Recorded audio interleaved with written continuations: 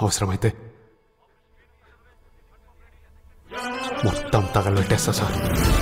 అవసరమైతే తగలబెట్టా సార్ అంటూ గేమ్ మొదలుపెట్టిన విజయ్ దేవరకొండ, గౌతమ్ తిన్నార్ కాంబో నుంచి వచ్చిన కింగ్డమ్ టీజర్ ఇప్పుడు బాక్సాఫీస్ని బద్దలు కొడుతుంది. వీడియోలో టీజర్లో ఉన్న highlights, Vijay leaks, NTR voice over గురించి పూర్తిగా తెలుసుకుందాం.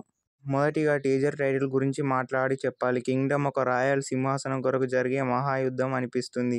టీజర్లో ఇంతవరకు గౌతమ్ తిన్నార్ సినిమా అంటే క్లాసిక్ టచ్ ఇస్తారు అనుకున్నాం, కానీ ఈసారి బ్లాక్ బస్టర్ కొడతారని పక్కా చెప్పవచ్చు.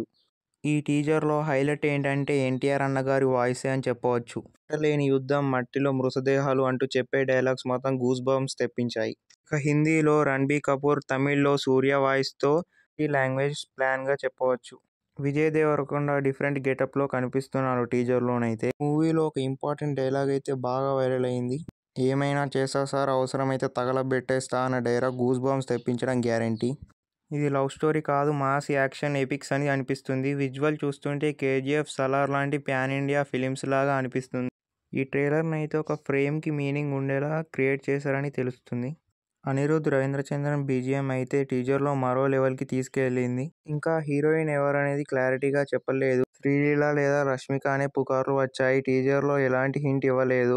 విజయ్ దేవరకొండ పూర్తి ట్రాన్స్ఫర్మేషన్ అయ్యాడు. NTR voice Gautam vision blockbuster మూవీగా తీర్చిదిద్దిందని చెప్పవచ్చు. మీకు టీజర్ నచ్చిందో లేదో కామెంట్ బాక్స్లో తెలపండి. మరిన్ని రివ్యూల కొరకు ఏజే రివ్యూస్ని సబ్స్క్రైబ్ చేసుకోండి.